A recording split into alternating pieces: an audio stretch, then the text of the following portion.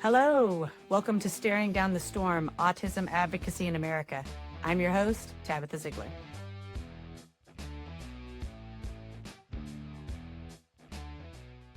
Well, hello, everybody. Welcome back to the podcast. I've got a very interesting guest for you today. Meet Charlie. Charlie, introduce yourself. Hello, everyone. My name is Charlie Biluck. Welcome to the wonderful world of advocacy.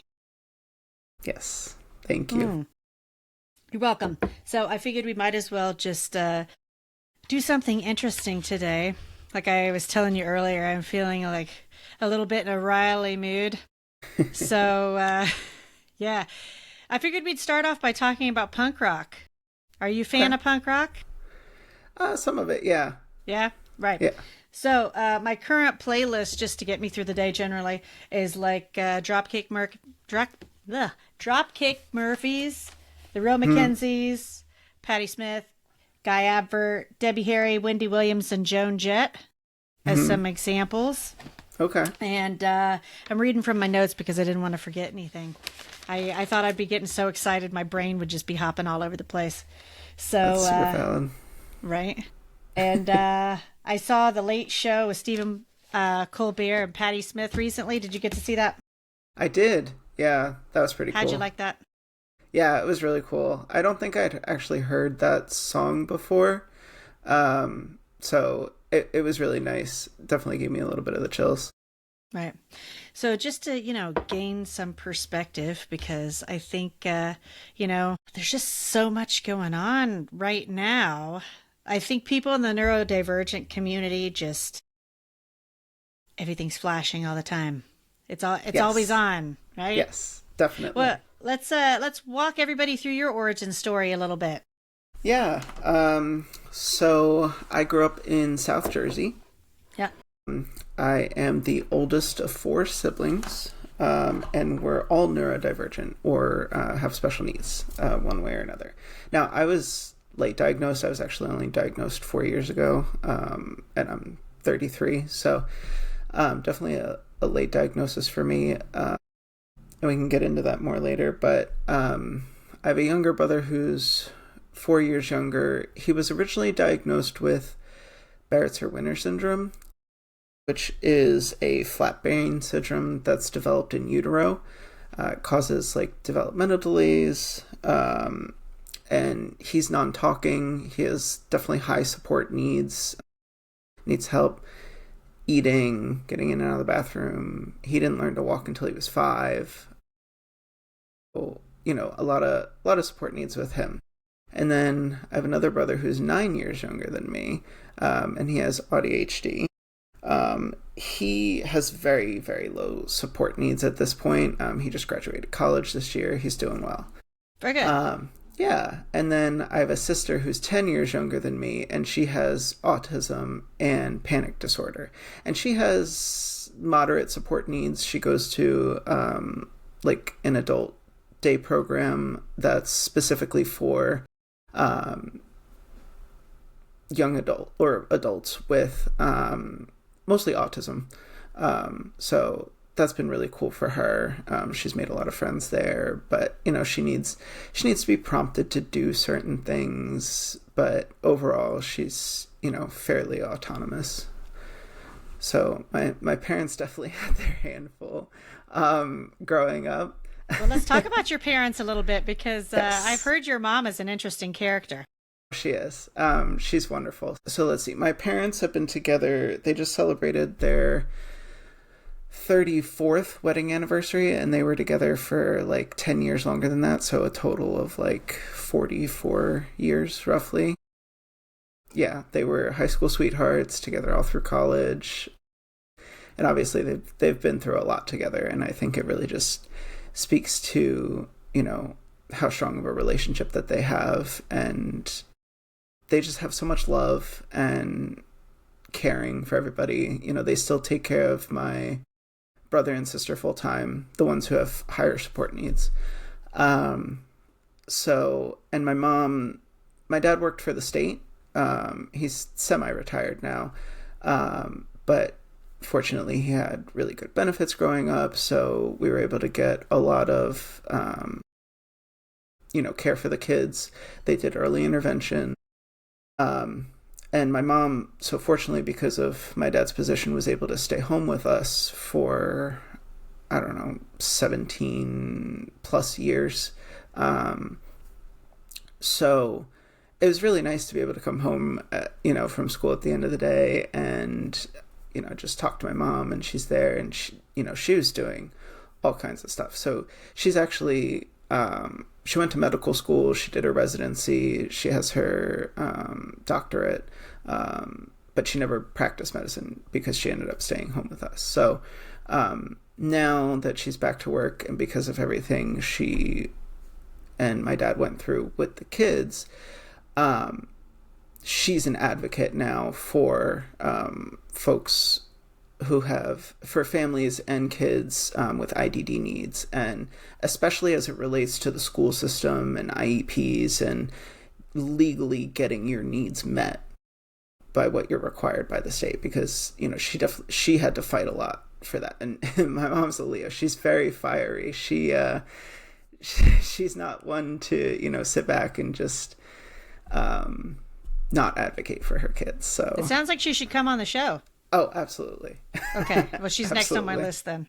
Yes. So let's talk about some of the childhood experiences, because, when we were speaking earlier, we got to laughing about some things, because you're familiar with my kids and they've often been in the background doing their, wild monkey stuff whenever we're on the phone. Oh, yeah. And we got to talking about some stuff the other day, and I was like, I think that would be very valuable information for people, because it's just keeping it real. It is. For those people that have children in their household, or like children in their vicinity. Sphere. Yeah. Yeah. That have some type of neurodivergent abilities. There's a lot of interesting stuff that comes with that. So you want to start?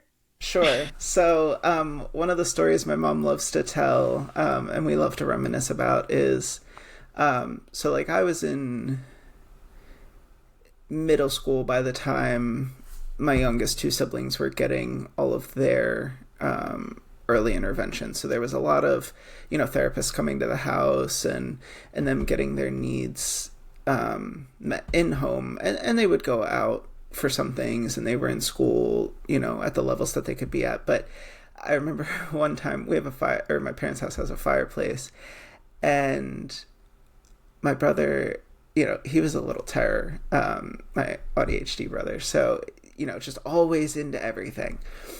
And so right before one of the therapists was supposed to come over, he got into the fireplace and was playing with the ashes and got covered in soot right before she was supposed to come over. So, I was like, what are you doing? And just, then is asking the therapist, like, can you watch, my sister? She asked the therapist to watch him? Yeah. Well, my sister, so that way she could go get him cleaned up. And we were very comfortable with the therapist. She was both of their therapists. She was wonderful. That is hysterical, though. Yeah. Oh, yeah. Very, very typical, Neurospicy family. Oh, very much. It's a lot calmer than it used to be, but it's still, my brother, who's only 4 years younger, Barney's on the TV still to this day. That's one of the only things he likes. So, we know every Barney song. Yep.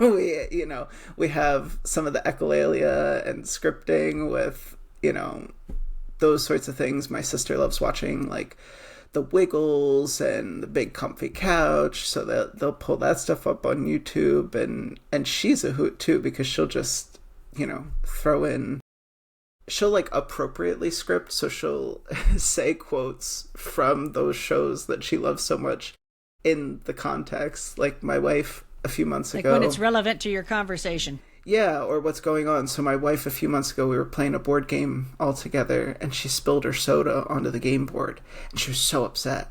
And Rebecca, my sister, she pipes up and she's like, did you have an accident? And it's a script from the Big Comfy Couch, and she's just going on.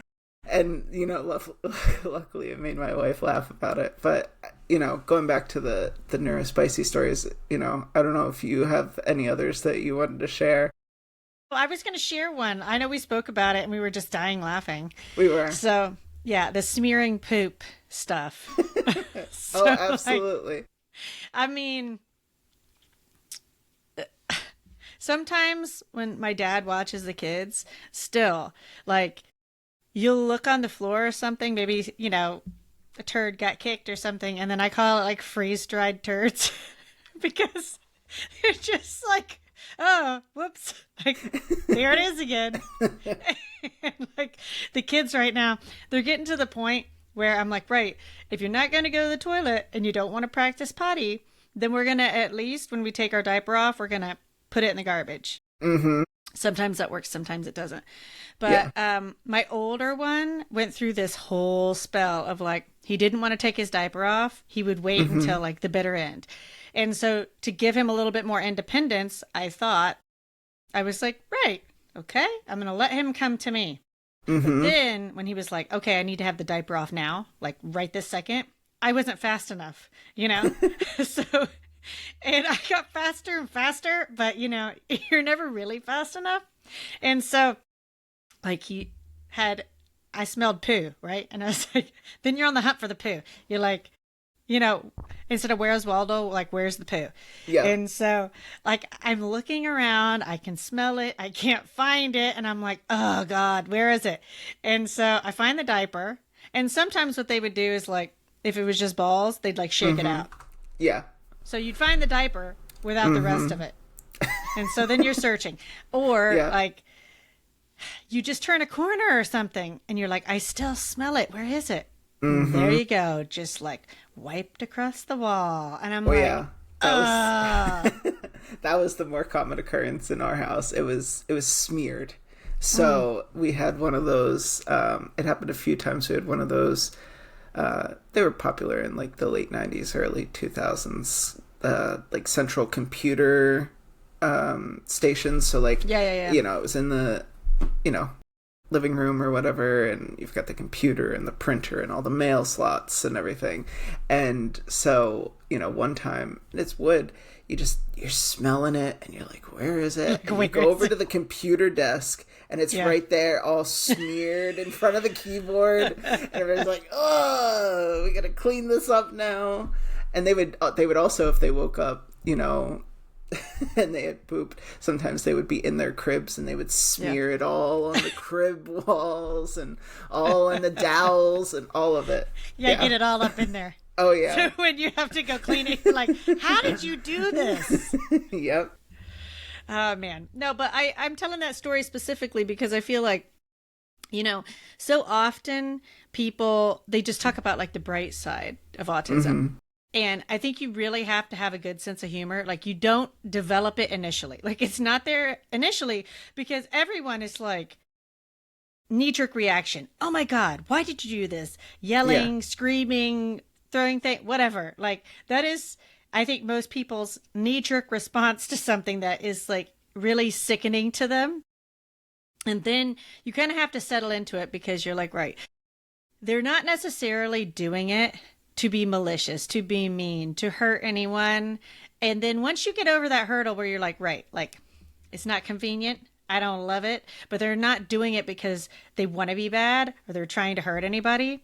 Once you cross that hurdle, then it's like, right, okay, this is just another season that, probably, like, we will either grow out of, or like we were talking about the other day, like, maybe the poop stays, right? Like, maybe smearing will always be a part of your life, but maybe there's another portion of things that will get better. So just to give people that perspective of, like, hey, like, things get better. It may not ever look like what you think in your mind, right? Or maybe the hopes that you have of, like, oh God, I wish they would just stop this, or if they would just stop that one thing, life would be good. If you can just kind of adjust your mindset to, hey, like, we just have a Neurospicy family. And if this, like, if we internally in our family can get over these things and make it work for us, then the people that we invite into our spaces also kind of have to live in our neurospicy normal. And if not, kick rocks. Yeah, for sure. I'm curious to see how your parents handled that sort of thing. I think that was difficult for them at first growing up. I think, when I struggled to make friends, and like a little bit more about my own personal experience. I mentioned that I was diagnosed later. I did test for both ADHD and autism. As I mentioned, it runs in my family.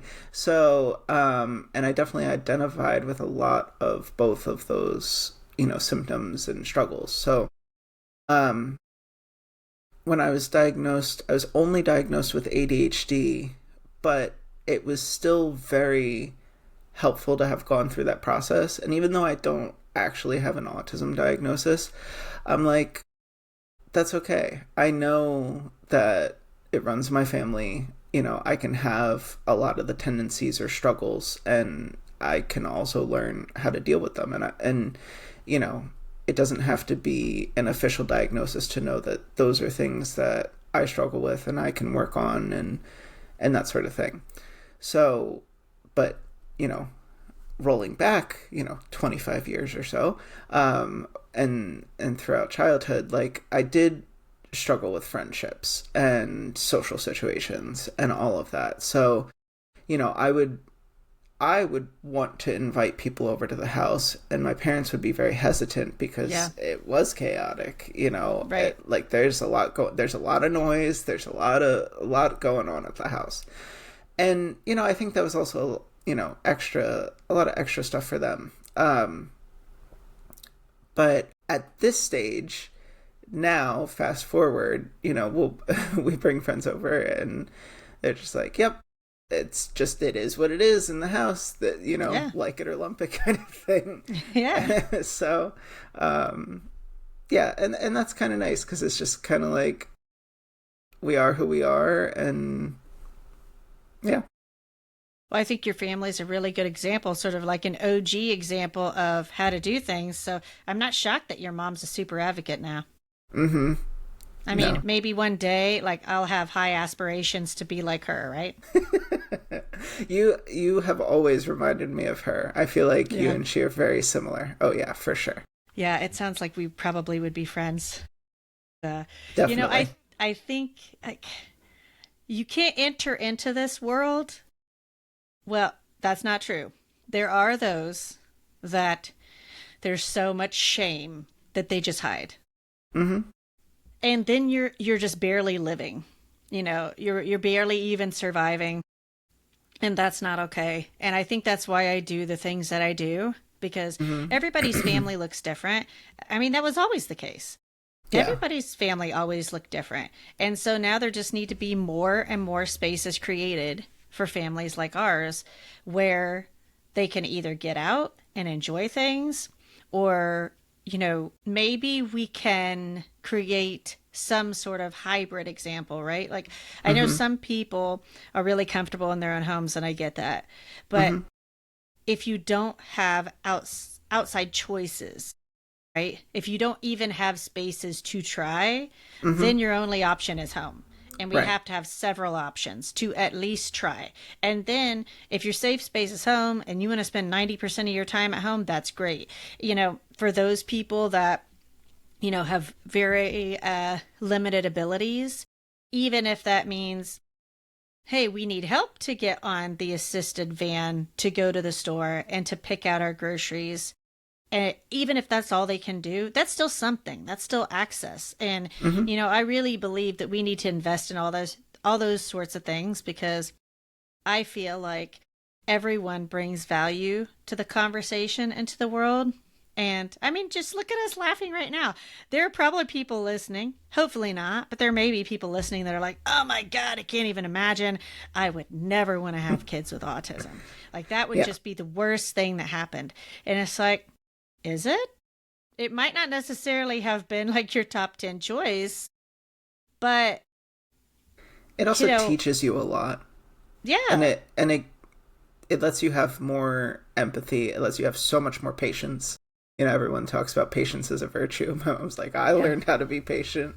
And like, I think for me growing up, that's definitely one of the skills that like, I have so much patience. People are always like, I don't understand how you're so patient. I'm like, I mean, you would if you saw my family. Like, take a step into my childhood. Yeah, pretty much. And I've gotten less patient as I've gotten older, and I think kind of stepped out. I think everybody gets less patient as they get older too. But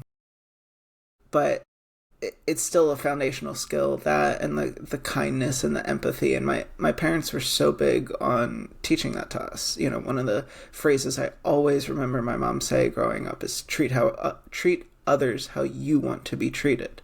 And that's always stuck with me. I mean, that's what everybody should be doing. But I'll take it a step farther. I think that there are so many needs right now that for the people, like you said, as you've gotten older, you're less patient. If we step outside of our comfort zone to help others, it is not only helpful to others, but is helpful to ourselves, And I think as we get older, our society has drifted away from helping others, and I think we need to get back to that. And absolutely.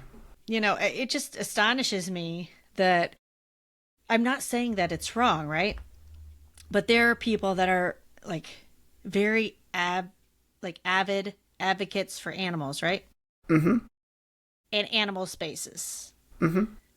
And I just find it fascinating how everybody has now accepted that it's totally okay to have a fenced-in dog park. You even see fenced-in dog parks at like the side of gas stations along the road for like the potty time for the animals so that they won't get hit by a car. But we just have not evolved to the point where we think that's necessary for children and people with disabilities.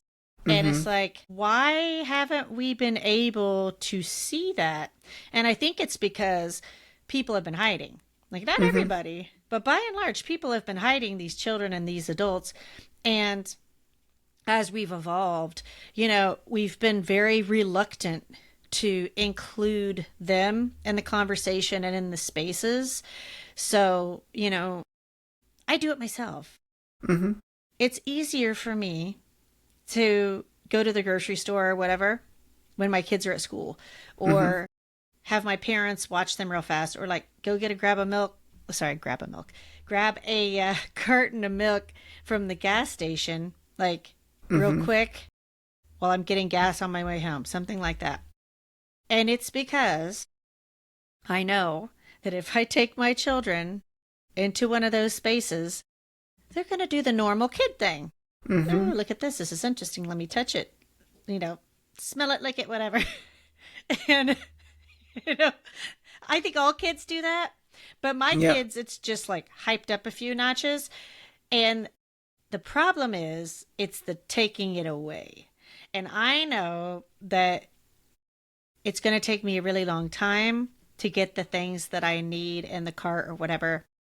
And let's say they find something that they must have, and we do that whole dance. It is not your typical fit, right? Like people that would see a child having a fit in a store, or the parent trying to wrangle the child. There's that. There's that type of situation. Where most people would be like, oh, that's just a bad kid. Or they might say something to the kid. I've also been guilty of that. I do it in support of the parent. And sometimes I think it's hard for people to distinguish between that and a kid that is disabled. When it's like, they're actually not being a bad kid. They're just not getting it. That it's like, listen, you can't have that thing right now. Either it's dangerous. Maybe it's as simple as, no, we don't need it. But their reaction is not a fit. And you can't handle it like a normal fit.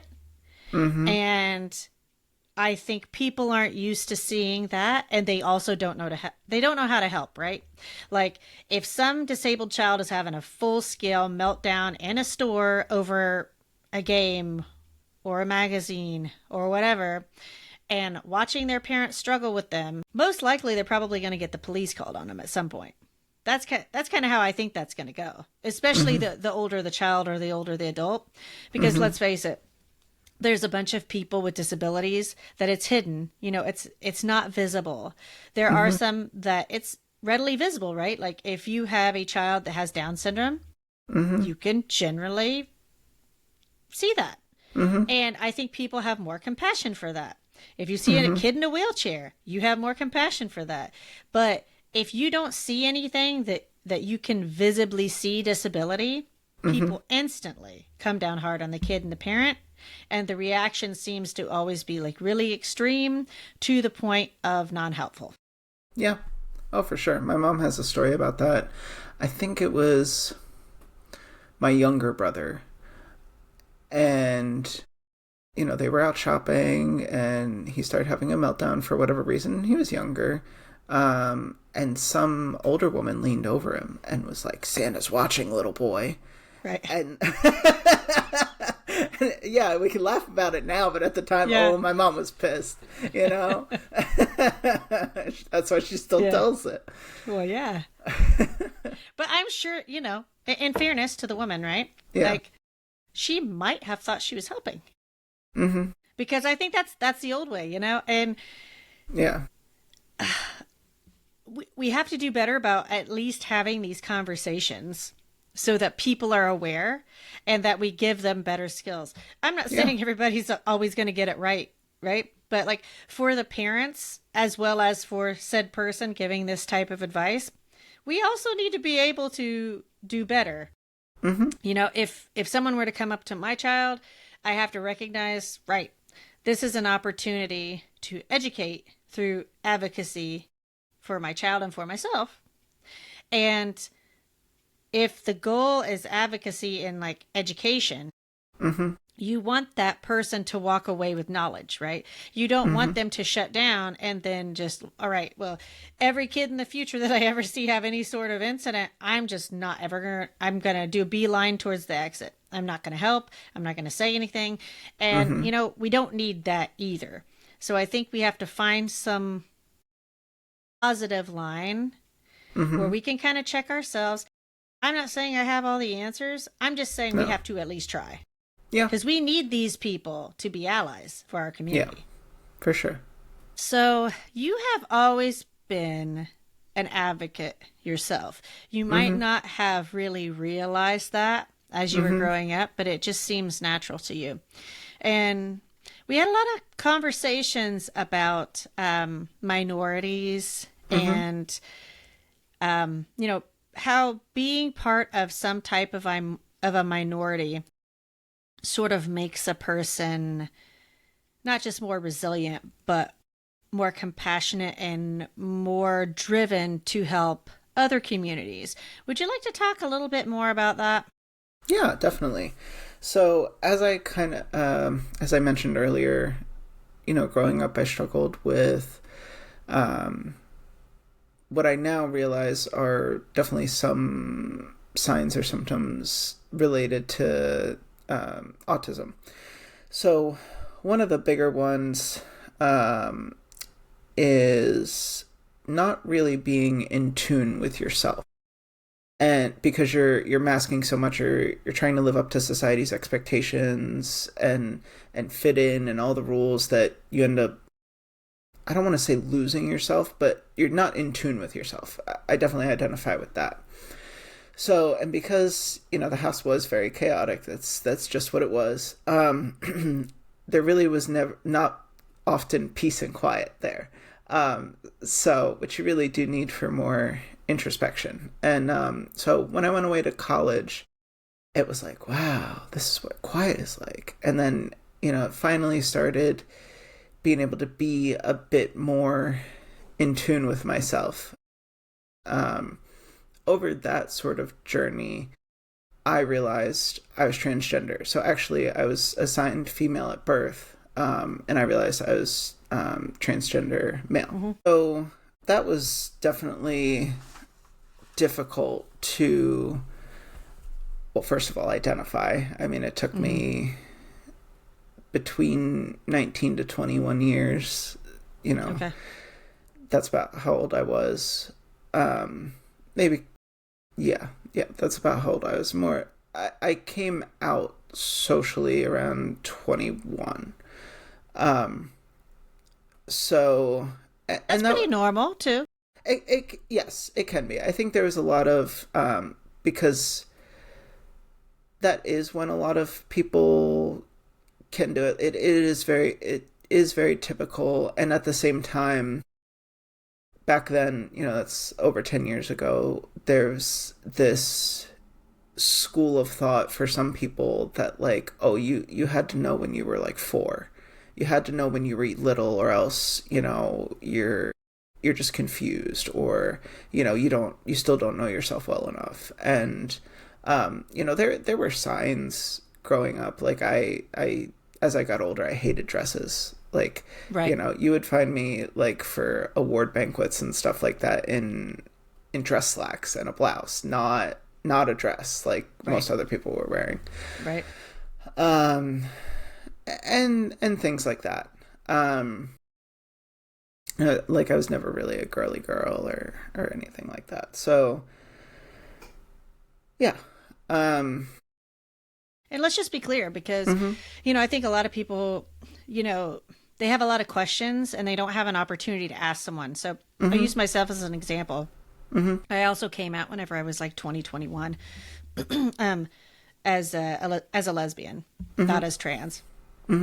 So I'm not saying that it's exactly the same walk, but, I had dated men before, and it just like never really felt right. I mean, it's not like no shade towards them, but I think for me it was, college. And I'm also not saying that college is bad, but just like you said, it gives you that space and that quiet to sit with yourself and reflect on some things without the interjection of all the other people and all the other thoughts around you telling you what and who to be. Right. Absolutely. Yeah. That's definitely what I resonate with. And I think it was also complicated by the fact that, around that time, I think to a degree I always struggled with my mental health. And as I've gotten older, I've realized it's more because of the struggles that I have with ADHD and autism to a degree, but more the ADHD and the emotional regulation component that comes with that. And, not having the tools and the skill set, and not recognizing that I had that. I was stereotypical, did super well in school, able to pay attention, able to juggle a lot of balls in the air, that sort of thing. And I can relate with that. Yeah, so, there wasn't really any, I guess, cause for concern, or, like red flags that were super cropping up. And it was really always that emotional regulation piece. So then people are just jumping to, well, you're depressed, or you have anxiety, or both. So, I struggled with that for a number of, well, really on and off for 10 years before I started learning more about ADHD and the emotional regulation. And I know I keep saying that, but for me, it was huge. I can't describe to you how life-changing it was to realize that that was the core component that I struggled with, and being able to tackle that core component and what a difference it makes for my day-to-day, just having gone through a significant amount of CBT, but doing it with that diagnosis in mind to a degree, and practicing mindfulness and learning all the DBT emotional regulation skills. I only did that about 4 years ago. So it, there was a good 8 to 10 years, that maybe a little more, that it was really hard. And so yeah, like shortly after I came out as trans, I realized, and I was struggling with my mental health. I was like, I can't do this here. Like, I need to go somewhere else. And I actually just moved up to Boston without any plans, without any support network. I didn't know anybody there. And I was fortunate. Why Boston? I had visited there twice, and like I just felt really connected to the city. I really enjoyed it when I visited there. So I was like, okay, I'm just gonna, somewhere that was within driving distance. I had a car, and then it didn't start, and so then I ended up taking the bus and the train anyway.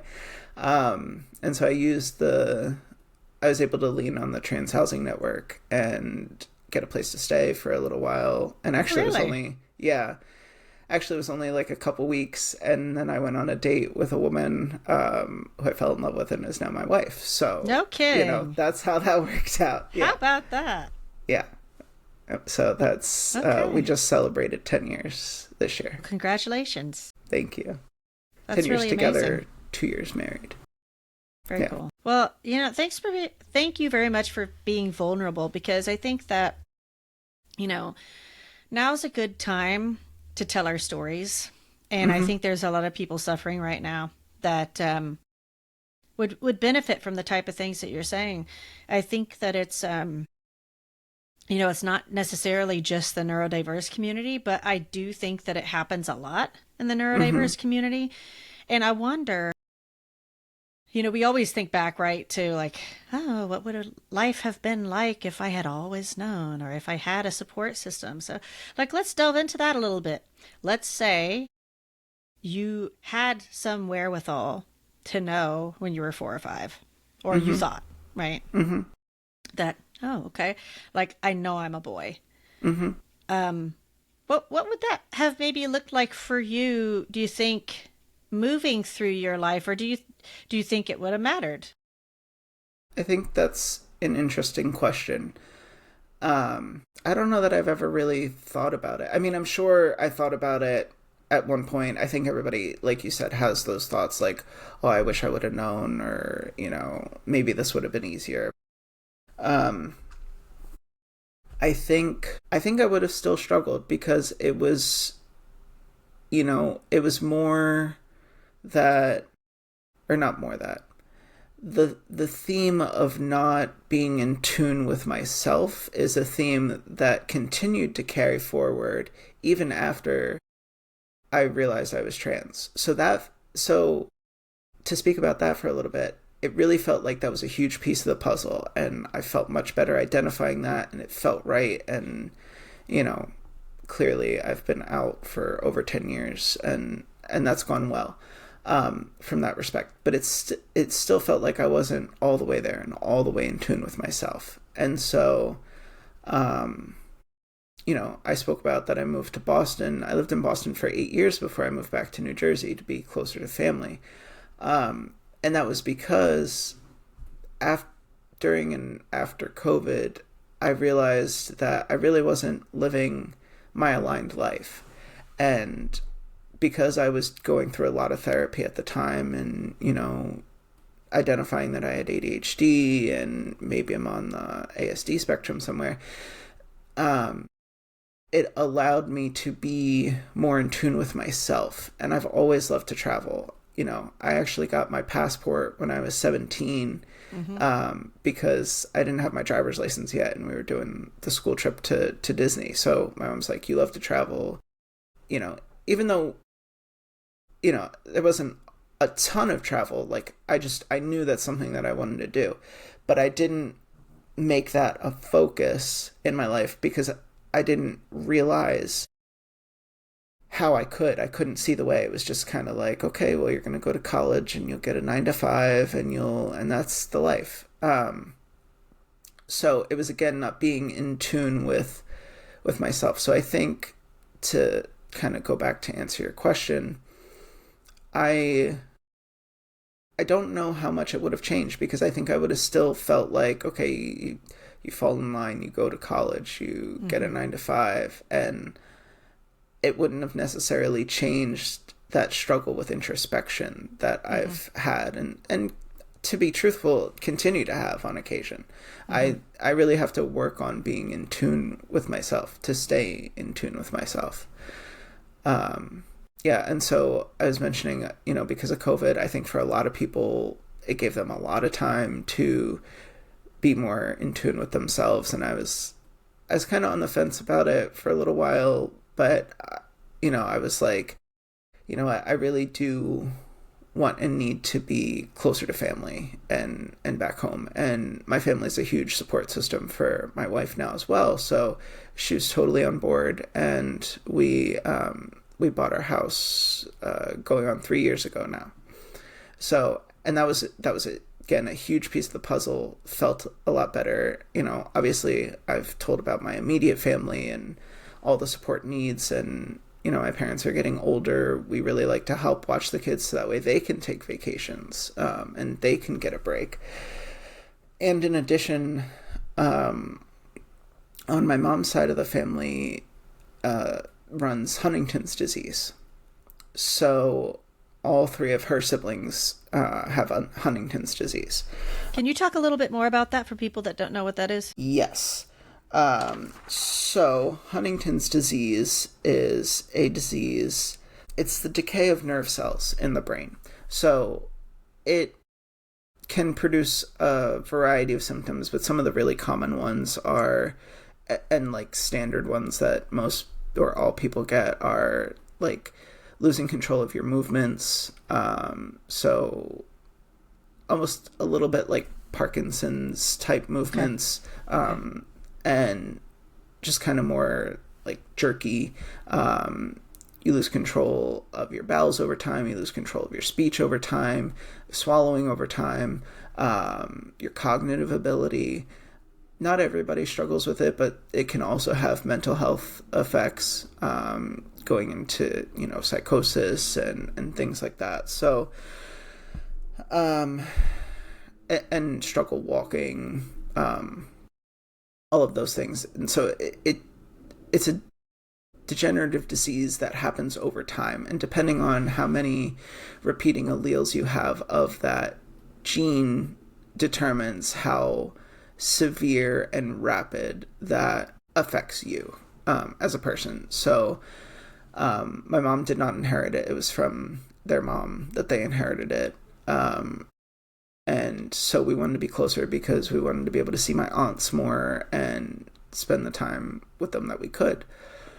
And in fact, my one aunt died last May. I'm sorry to hear that. Thank you. And so she was probably the closest person to me that, like in my sphere, that has passed away. And again, I really struggled with that. And it really hounded home again. We're just getting out of COVID. It's 2024. But it really hounded home again. Like, life is too short. You need to be aligned and you need to be doing the things that you want to do. So I mentioned travel.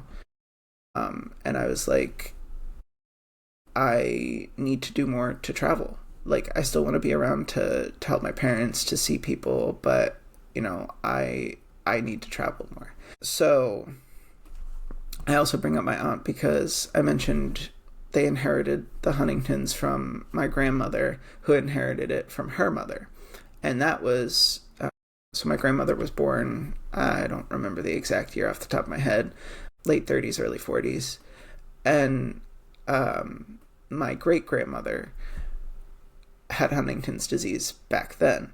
And so back then, and I think she was a person who struggled more with the mental health side of things, so they just kind of labeled her as mentally ill, or, the less kind terms that they used back in the day. And my great-grandfather and she actually got divorced because her illness was progressing that way. And she just kind of disappeared because at that time, like I mentioned, it was more the mental health side of things that were an issue for her. So do you, because I know you're into genealogy. Yes. Like, did you find out what happened to her? Exactly. So after my aunt passed away last year, that's when I really took another deep dive into it. I've been interested for as long as I can remember. I even did like a project in high school about it. But I was determined. I was like, my mom always wanted to know, like, I want to know what happened to her. And I was able to find it, break through the brick wall, as we say. Yeah. Right. So that was really, really awesome win. Do you mind sharing? Yeah. Okay. Yeah. So I managed to find out through newspaper records that she had remarried. So she remarried. She did have one more child in that second marriage. And because she was married to someone who served in the military, he actually had her buried in Arlington. No kidding. When she died. Yeah. So there's a picture of her gravestone online. And then, I wanted to take it even further, and we wanted to know, okay, well, was she the first one who had it in her family, or does it go back even further? Because it is hereditary. Some people don't realize they have it until much later on, and really only from the time in my grandmother's age did they really start to identify it as a syndrome and realize that it was passed down. And only once my mom was of the age to start having kids did they start have like the genetic testing for it. So that kind of give you some historical context. So it is, as scientists learn more about it, it is something that you can develop de novo. So you don't have to have it genetically passed down, but obviously you can get it passed down.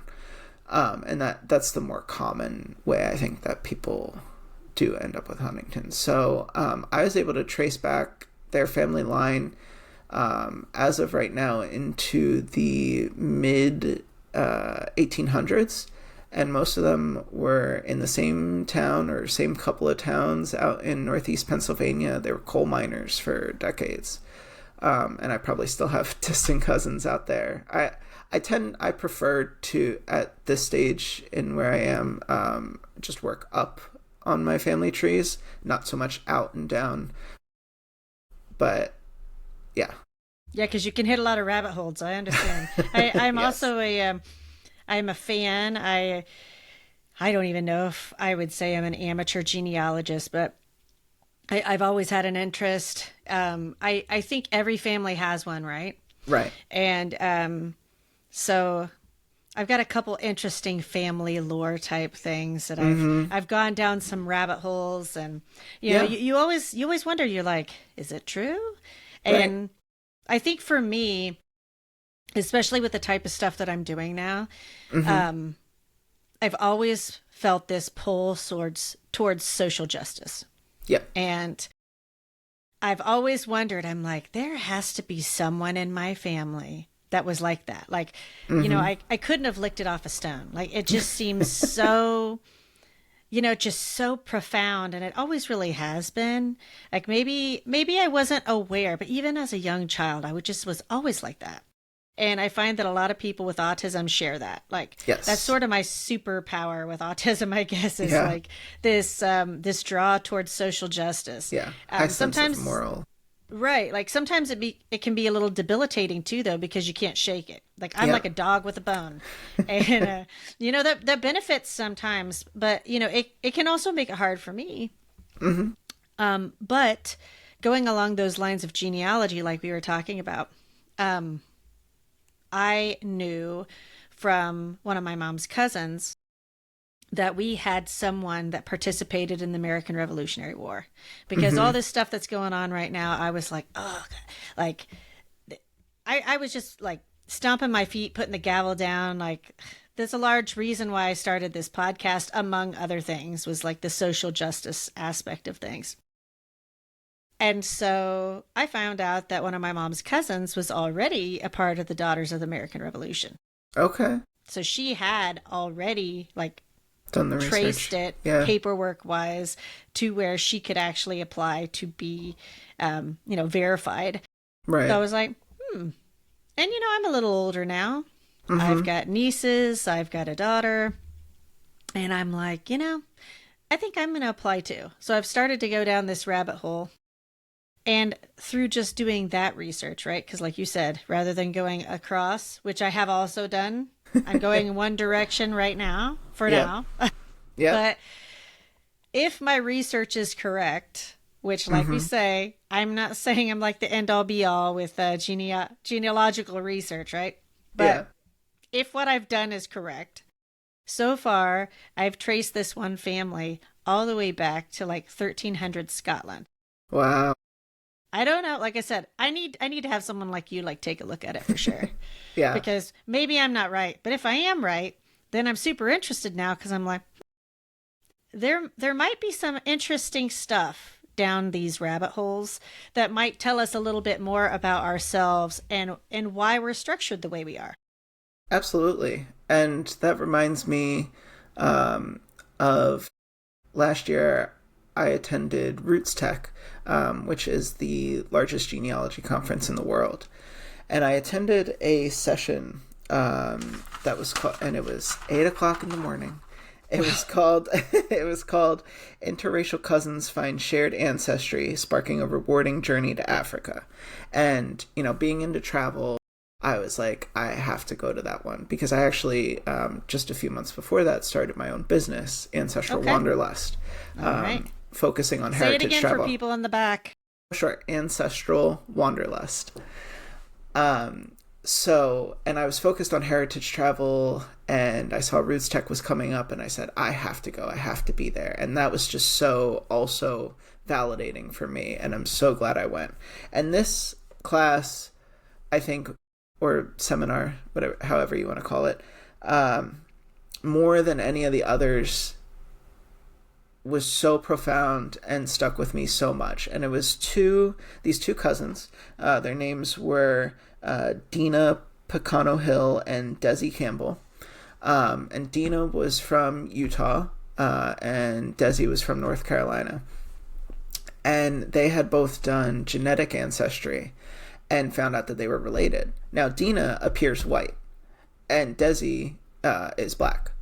And so they were like, this, we're matched. This is so interesting. Like, let's find out more into this. And there's a lot of Americans who have that lore that they have Native American ancestry. And if I remember correctly, Dina had that family lore as well. And so she ended up tracing her family history and found out that she didn't have a Native American ancestor. She had a black ancestor, a formerly enslaved ancestor, actually, who fought in the Civil War. And because he fought in the Civil War, he was granted land and helped found one of the towns out in Utah. And, I forget how many greats back that ancestor was to her, but he was related to one of Desi's ancestors, and that's how they were related. And also through the genetic testing, they found that they're related to the Igbo tribe in Nigeria. Yeah. And it's actually spelled Igbo. It's pronounced Igbo. And so they found through that their enslaved ancestors, or at least, their common enslaved ancestors were from the Igbo tribe in Nigeria. And Interesting. Yeah, and I could go on about this, but no, please go on, because I think people will find it interesting.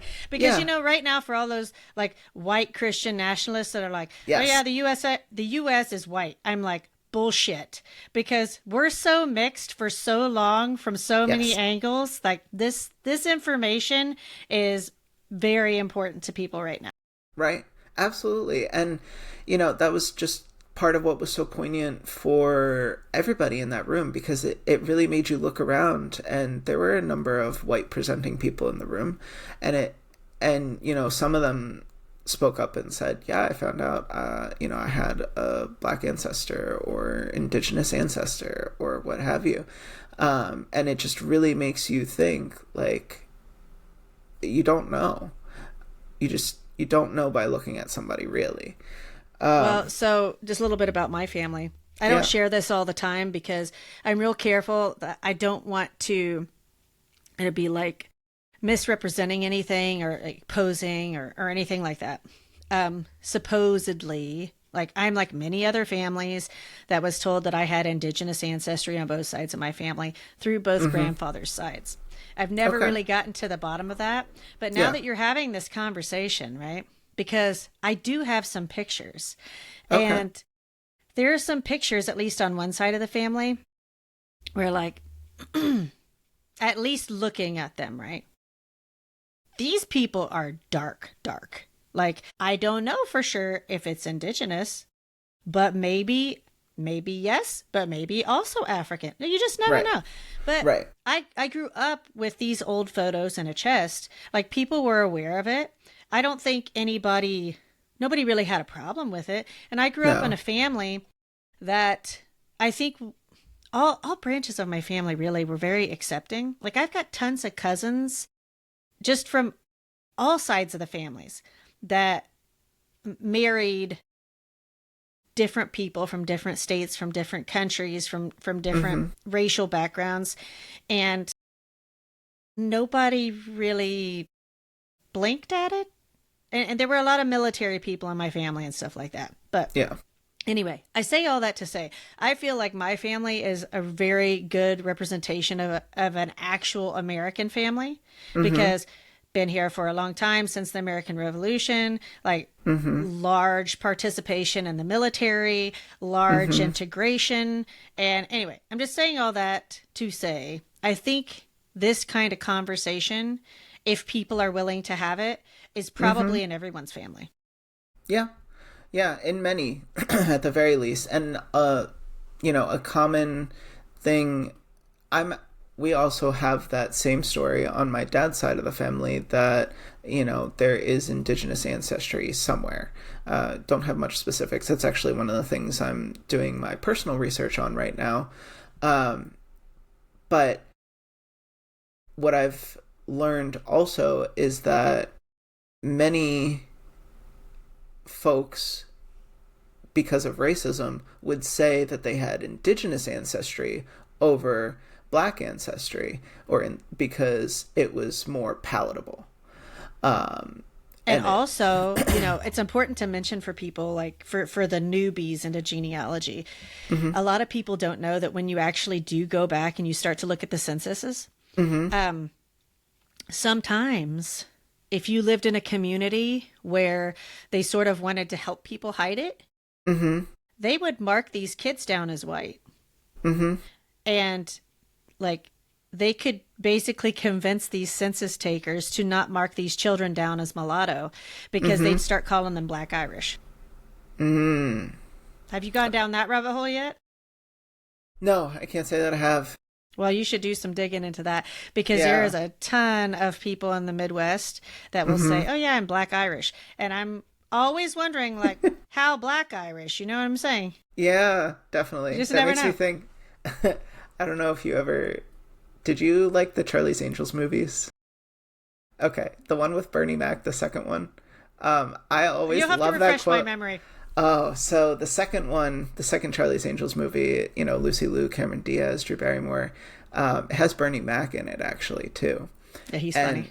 Oh yeah, he's hilarious. So one of the scenes is that they go to this old shipyard. I think about this quote all the time, and he's pretending to be Irish to get into the Irish shipyard, and he's like, "I'm Black Irish. You ain't never heard of no Black Irish." He's like, it's one of my favorite quotes. No, but it's true though. Like, that's why I always like. Hate's a strong word, right? But like, I really, really dislike these racists. And I'll tell you what, like, I almost would love for just all the genealogists in the country to just volunteer their time, especially for the ones that are sitting in government right now, right? Like, just go through their family trees and just find the evidence. Just find the evidence to shock them and be like, oh, right, like, true, your family has been from South Carolina for like the past 5 generations. Also true that your, 5 times great grandfather slept with an enslaved African woman and also had multiple children. Right. Facts upon facts upon facts. Right. Like, Jesus, like, we could really go down a rabbit hole with the slavery stuff. We could, but I actually, it's just Yeah. It's profound. It is. And one really interesting thing that I learned very recently doing some client research is that in New Jersey in 1804, they passed an act for the gradual abolition of slavery. So obviously that's decades before the Civil War. So that's great. Go New Jersey. But the detail about the law is it pronounced every child born into an enslaved mother free, but they had to be bound as a servant to the enslaved mother's owner until they were 25 for males or 21 for females. But what's really interesting about this is that statewide registration for births in New Jersey didn't start until 1848. So that's over 40 years later. So you could actually, if you have an enslaved ancestor from New Jersey, you could have birth records for them before some of your non-enslaved ancestors from New Jersey, because it was state mandated because of this law.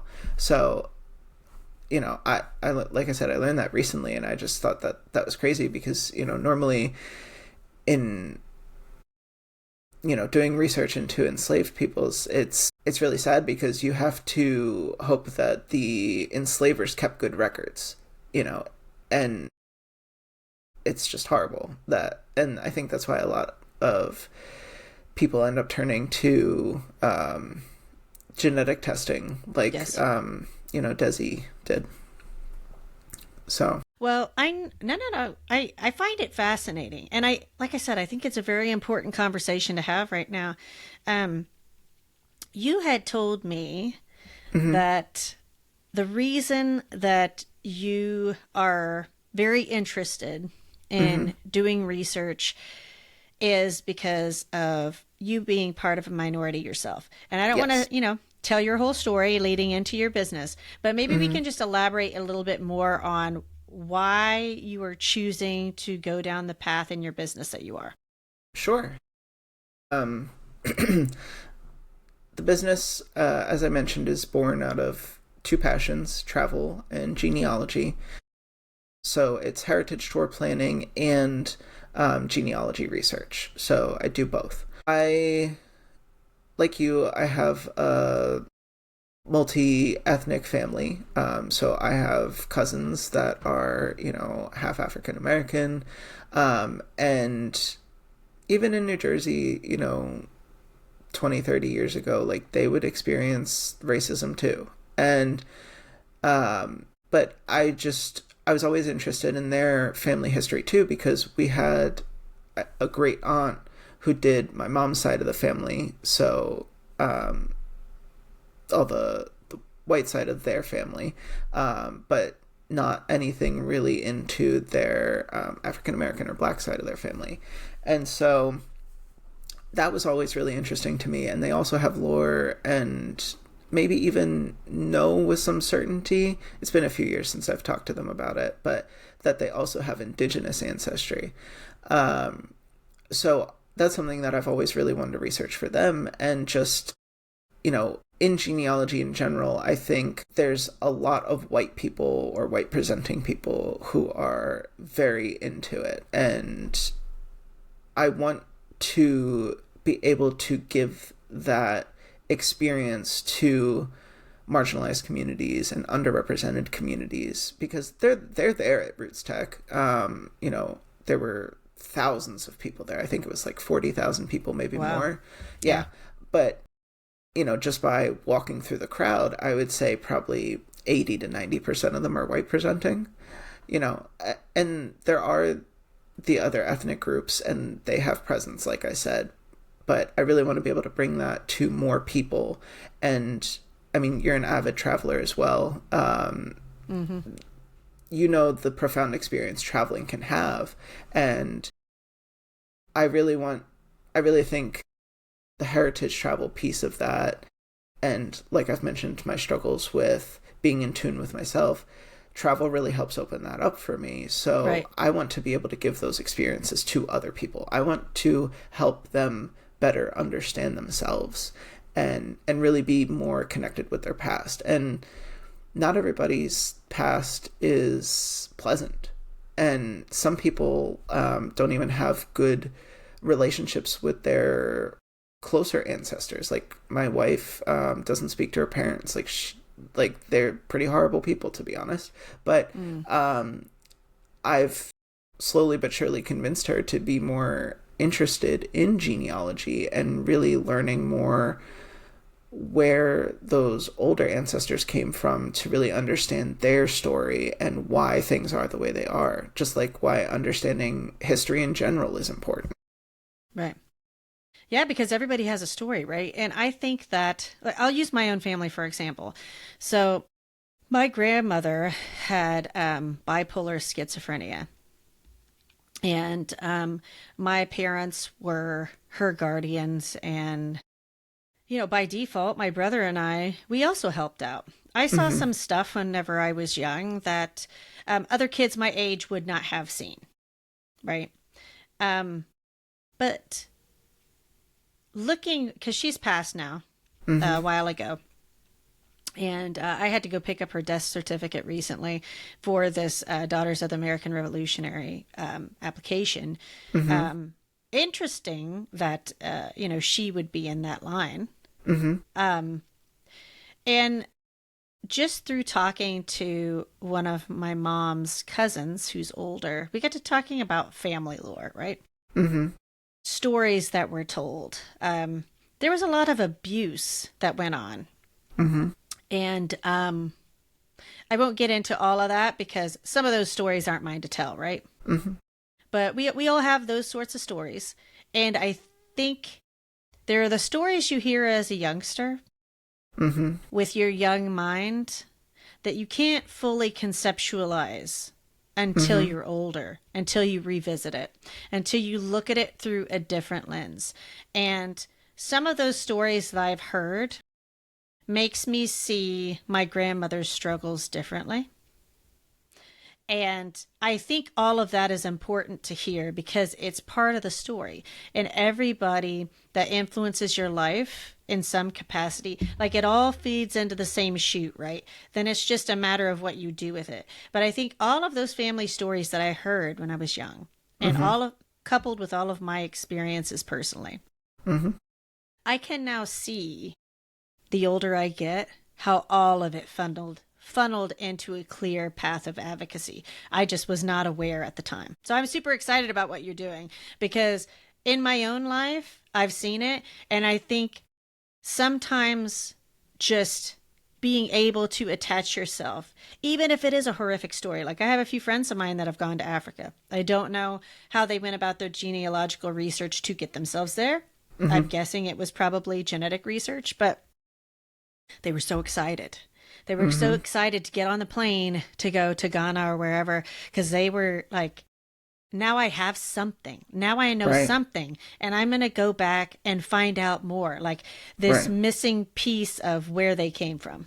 Yeah, absolutely. Absolutely. So what are you going to do next with your business? Because I know we're talking about the idea of it. I think you had mentioned to me that you have another convention coming up. Yes. RootsTech is coming up again this year, March 5th through 7th, if I remember the dates correctly. And I will be exhibiting there. I will have a booth. So I'm very excited about that. Also in Utah? Also in Utah, in Salt Lake City. And the convention tickets are available online. You can actually attend virtually as well as in person. Cool. So some of the classes are only available in person, but a lot of the information, a lot of the classes is available online if it's just not feasible for you to travel out there. And I think it's also... Actually, I'm not sure, so I'm not going to say that. Okay. I want to say it's a little bit... I think it's a little bit cheaper if you're only attending online, but I'm not. I'm not sure. So where would, if people were interested, like where would they purchase these tickets? They can purchase the tickets from FamilySearch.org. Family Search is the organization that puts together RootsTech and hosts it every year. So I will be doing both an in-person and virtual booth. So I'll be available to chat. I'm going to be continuing my education as well, because with genealogy, there's always more to learn. And especially as I'm transitioning from, researching more into African American and indigenous records, continuing my education that way and building on the knowledge that I already have. So I'm really excited to connect with other genealogy enthusiasts. So you don't have to be a genealogist to go to RootsTech. In fact, I think largely it's more just your everyday genealogy enthusiast like yourself. So for these budding genealogists, right? Mm-hmm. How would you recommend that they start? Would that be a good start to just like sign up virtually to attend RootsTech, or is there something else that maybe they could do just to kind of get their feet wet? Yeah, so there's a lot of great resources online. The National Genealogy Society has some tips. I think it really depends on what kind of a learner you are. So personally, I'm more of an experiential learner. So I'd rather dive right in, honestly, even make a few mistakes and then learn that way. But sometimes I do like to be more of like a classical learner, have a class, research, to learn from that perspective. And so I think it really depends. The Family Search website actually has a great Wikipedia page. It's updated by professional genealogists, and it has links to all of the key resources that you need. There's also some really great classes for Introduction to Genealogy by my one colleague, Jen. I forget if she pronounces it Schaffer or Schaefer. But her website is theformidablegenealogist.com. So right. Her resources are available online to purchase. She has webinars and PDF guides on how to even use Family Search, how to use Ancestry and get the most for it. So, that's between $15 to $25 depending on per item, depending on what you're buying. Okay. So I really recommend her resources. And just, there's a lot of free stuff too. You don't inherently have to buy a membership to Ancestry to get started. Family Search has a lot of that. They make it all free, and you can get started really well there. There's obviously things you have to keep in mind, but if you do just a little bit of research, one of the most important things is not making assumptions, or being clear what assumptions you're making when you do a research hypothesis or Now, what do you mean about assumptions? Because everybody knows what an assumption is, but an assumption in relation to your genealogical research. Sure. So, first assumption would be if you have someone with a common name, let's say Charles Gibbs. The first Charles Gibbs that you come across in that age range and time era that you're looking at isn't necessarily your Charles Gibbs. You need to do the work to make sure you meet the genealogical burden of proof to ensure that that is truly the one that is your Charles Gibbs and not, How do you determine your genealogical burden of proof? Sure. So I feel like I'm not going to be... I'm not asking you to be an expert, right? But I'm saying for all the lay people out there that right now, like, they're intrigued and they're like, like, maybe I might like to start to go down this rabbit hole. Yeah.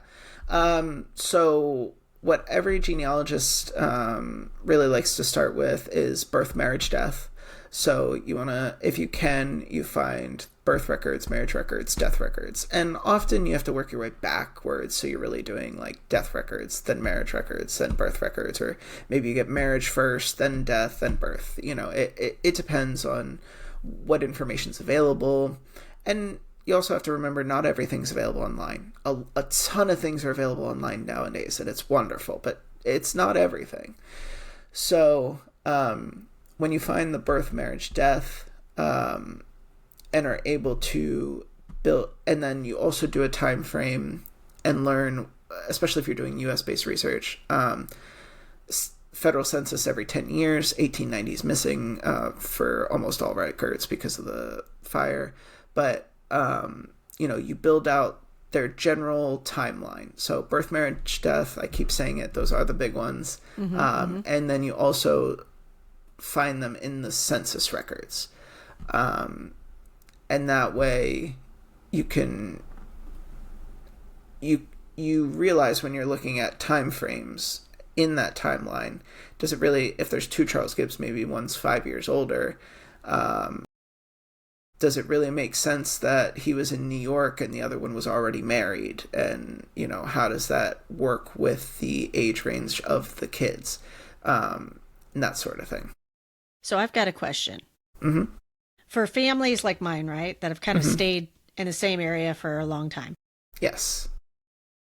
If you have access to the gravestones, for example, do you think that the name spelling would be more accurate on the grave marker or on the gravestone or on, say, the census? Because sometimes you can pull these things up, right? And then, yes, like a Beulah might be spelled Beula or Beulah on their gravestone. And right. I've always wondered that, like, which one's right? That's a hot topic. So it really depends. Most genealogists like to go with the oldest available record. Okay.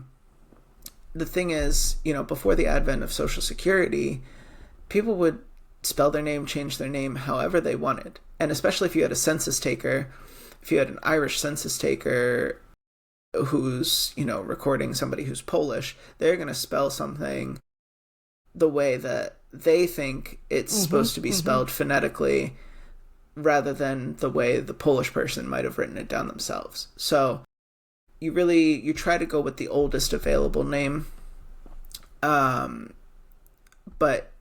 that's a great point when you're doing your genealogy research. Don't be afraid of name changes, misspellings. They happen. It's, depending on what it is, it could be or probably is the same person. I don't want to speak too generally because, like I said, you have to really do the research and not make assumptions. So for those people that now have really gained some interest into genealogy and might want to work with you, where can they reach you and what type of services are you offering right now? So you can reach me. My email is info@ancestralwanderlust.com, or you can go to my website, ancestralwanderlust.com. I have my contact information there.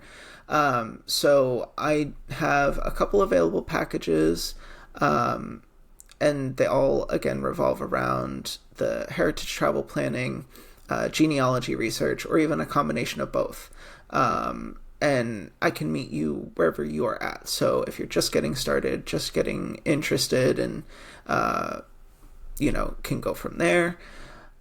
Or you have a lot of research. So anybody that's interested should just send you an email, basically. Yes.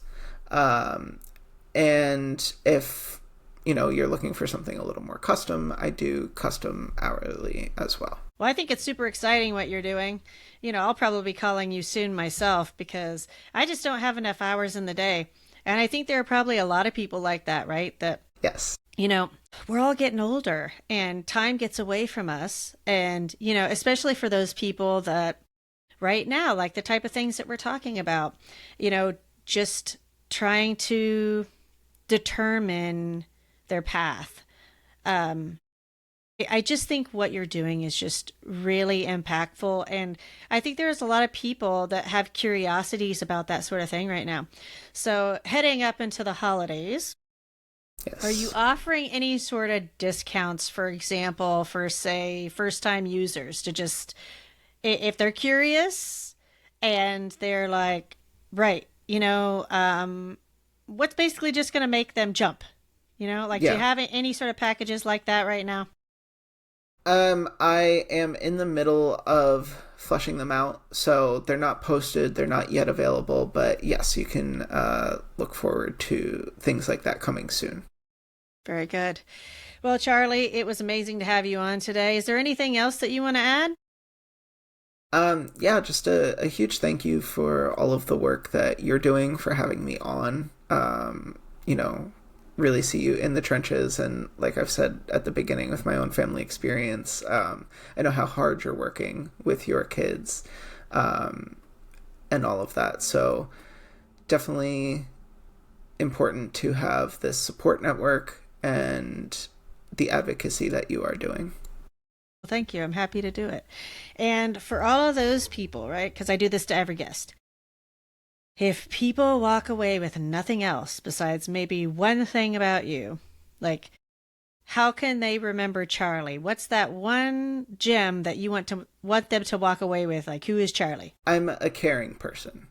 I think that's been a common theme throughout all aspects of my life. So, yeah. Caring. I think that's a great place to stop, really. I mean, we all need caring people in our lives. So for everybody that's interested in checking out Charlie's services, go check out Ancestral Wanderlust. I think we're going to see great things from you in the future, Charlie. Thanks so much for coming on. Thank you. Yeah, thanks for having me, Tab. You're welcome. We'll see you later. We are at a pivotal point in American history. We do not have the luxury to remain silent. Programs are disappearing every day. We hope that this podcast raises awareness and sparks a sense of advocacy in you. We all can make a difference. The important thing is to start. See you next time.